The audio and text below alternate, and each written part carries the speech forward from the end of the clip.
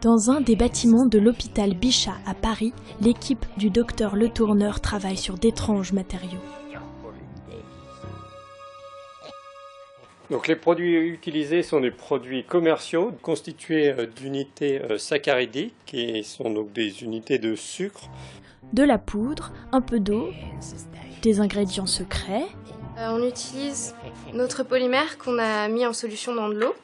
Donc ça donne une solution qui est visqueuse et on va venir tremper des tubes supports. Ces propriétés intéressantes d'élasticité et de résistance nous ont conduit à développer des tubes à partir de ce matériau. Des vaisseaux sanguins en polymère, des veines artificielles. Il est important de pouvoir remplacer des vaisseaux en dessous de 6 mm de diamètre, sachant que des matériaux existent déjà pour des prothèses de plus gros diamètre, plus gros calibre. Donc nous, ce qu'on fait pour l'instant, c'est des prothèses de ce type, qui font environ entre 1,5 et 2 mm de diamètre interne, et qui sont implantées en ce moment chez le rat.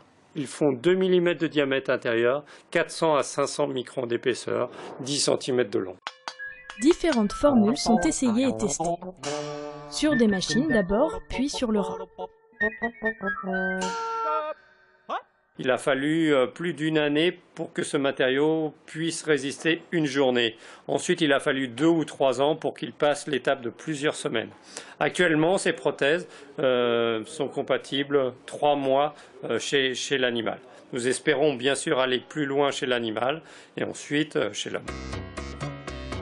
Il est possible aujourd'hui de rapprocher les propriétés mécaniques des prothèses des propriétés naturelles des artères, ce qui n'était pas le cas et ce qui permet d'augmenter la longévité de ces prothèses lorsqu'elles sont implantées chez l'homme. Nous élaborons aussi des matériaux poreux. Nous allons prélever les cellules du patient, les implanter sur ce matériau dégradable et ensuite le matériau va permettre la régénération d'un vaisseau. Je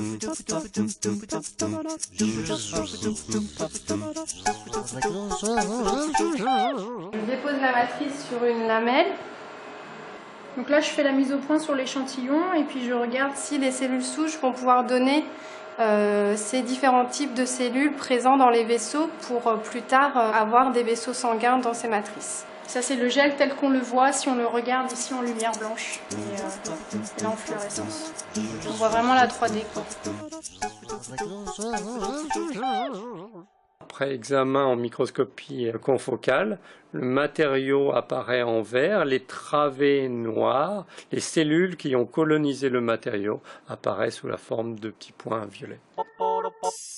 Une fois la prothèse posée lors d'une chirurgie, celle-ci disparaîtra totalement au cours des mois qui suivront la pose, celle-ci étant totalement remplacée par un nouveau vaisseau, adintégrum, qui aura des propriétés mécaniques proches des propriétés naturelles des artères.